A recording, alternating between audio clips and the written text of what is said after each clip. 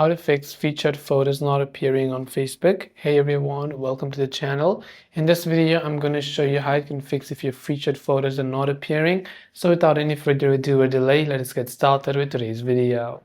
If your featured photos are not appearing on Facebook, if you open up Facebook and maybe you go to your profile page, you've added some things to your featured photos, but it is not showing up.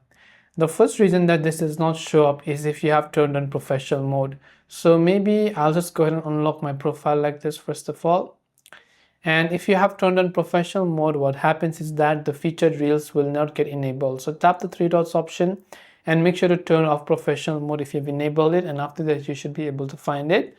You also want to check if you've added the featured photos to it. So you can tap the new button and try to add another ones manually as well. And hopefully one of these may have helped to solve the problem. If you have any questions, feel free to leave them down. Thanks for watching and see you in the next video.